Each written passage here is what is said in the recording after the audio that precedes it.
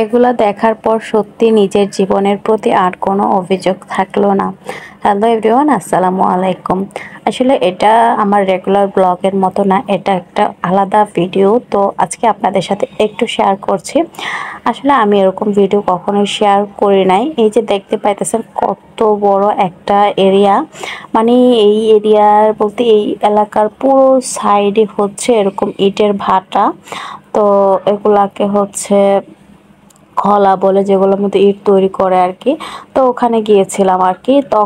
যখন গিয়েছিলাম তখন বাজতেছিল সকাল 7টা, 6:30 বের হয়েছি, বাট 7টা বেজে গিয়েছিল আর কি। তো 7টার মধ্যে দেখেন তারা কাজ স্টার্ট করে দিয়েছে। আর আমরা এখানে একদম চিপার মধ্যে পড়ে গিয়েছিলাম। ওনারা আসতেছিল, তো এখান থেকে তাড়াতাড়ি বের হতেছিলাম যেন ওনাদের গায়ে আমাদের না লাগে, কারণ অনেক দ্রুত দ্রুত ওনারা দৌড়াইতেছিল আর কি, এতগুলা ইট করে মাথায় নিয়ে। তো আমরা এক সাইডে দাঁড়িয়েছিলাম যেন আমরা তাদের গায়ে না লাগি, বাট গায়ে লাগলে তো অনেক অনেক সময় দেখা যাবে ইট পড়ে যাবে বা তাদেরও কাছে আমরা মাঝখানে থাকলে অনেকটা ডিস্টার্ব হবে। তো সে আর কি, এই জন্য লাগি নাই। তো দেখেন কয়লা, আসলে আমি সেরকম জানি না। আর এই যে দিক দিয়ে হচ্ছে বা ইটগুলো নামায় নদীতে, যেখানে যেখানে নিয়ে যায়।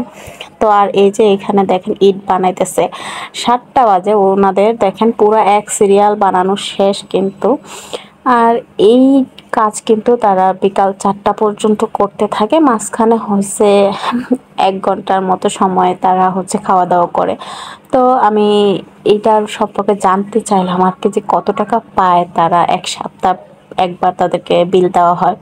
তো আমি হয়তো বা ভাবতেছিলাম যে একা একা মাথার মধ্যে ইট উঠায়, তারপরে নিয়ে এগুলো মানে রাখে, একা একাই সব কাজগুলো নিজেরগুলা নিজেই করে। তো দেখে ভাবতেছিলাম যে কত টাকা পায়। তো জিজ্ঞেস করলাম, আমি ভেবেছিলাম হয়তো বা 8-9 হাজার টাকা একজনের পায়, কারণ যে পরিশ্রম করে সকাল 7টা বাজে যদি তারা এই কাজ শুরু করে, আমি ওখানে গেছি তারও আগে হয়তো বা কাজে আসছে, এরপরে বিকাল 4টা পর্যন্ত এই কাজ চলে। বাট 1 ঘন্টা যেহেতু অফ, তো 3টা পর্যন্ত, মানে কত ঘন্টা কাজ করে। আর এই শুধু দৌড়াতেই থাকে আর একটু উঠাইতেই থাকে।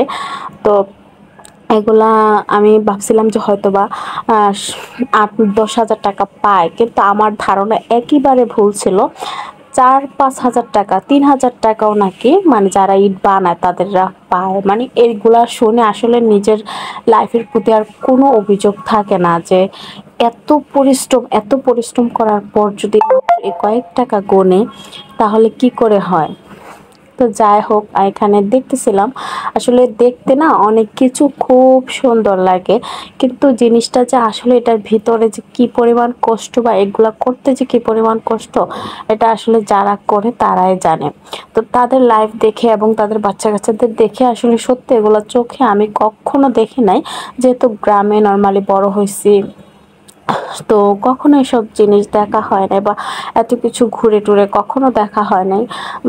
চার দেওয়ালের ভিতরেই ছিলাম, নর্মাল লাইফ, নর্মাল ছিল, স্বাভাবিক 8-10টা মানুষের জীবন। কিন্তু এত পরিশ্রম বা এইসব বাচ্চাদের দেখে, যে দেখেন এই ছেলেটার কত বছর হবে, আমি দেখলাম যে দেখেন এই ও, মানে এই ছেলেটাও নাকি সেই সকাল 7টা থেকে বিকাল 4টা পর্যন্ত এই মাটি শুধু কাটতেই থাকে কুলাতেই থাকে। তার মায়না হচ্ছে মানে সপ্তাহ শেষে সে পাবে 3 হাজার টাকা।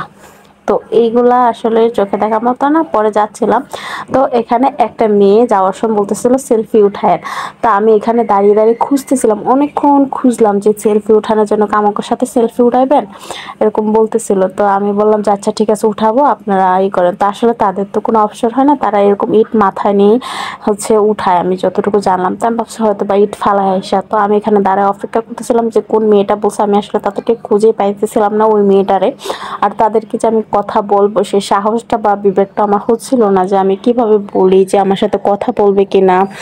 তো যাই হোক, এখানে অনেকক্ষণ দাঁড়িয়ে দেখলাম, এই যে দেখেন ছোট ছোট ছেলেরা পর্যন্ত মাথায় ইট করে নিয়ে দৌড়ায়। আর এই ইটগুলো না তারা নিজেরা উঠায়। একদম প্রত্যেকটা বয়সের মানুষ আছে এখানে, ছোট হতে মানে 4 বছরের বাচ্চা হইতে, আমি এখানে আমার বাচ্চার বয়সী বাচ্চাদেরও দেখেছি। মানে এগুলা দেখে সত্যি খুব অবাক লেগেছে। ওই ছবিগুলো আর উঠাই দেয় আর কি, মানে এত ছোট ছোট বাচ্চারা ইট কাটে, তৈরি করে মাথায় উঠায় নিয়ে যায়। এই যে দেখেন, তো এগুলা সারা দিন কিভাবে বোঝা বহন করতে পারে আল্লাহ তাআলাই ভালো জানে। আর এই যে দেখেন, আমার সবচেয়ে বিরক্তিকর যেটা লাগছে যে পরিবেশ কি পরিমাণ দূষিত হয় দেখেন, পুরো এলাকাটা মনে হচ্ছে ধোঁয়ায় আচ্ছন্ন, আর প্রচণ্ড গরম, প্রচণ্ড গরম।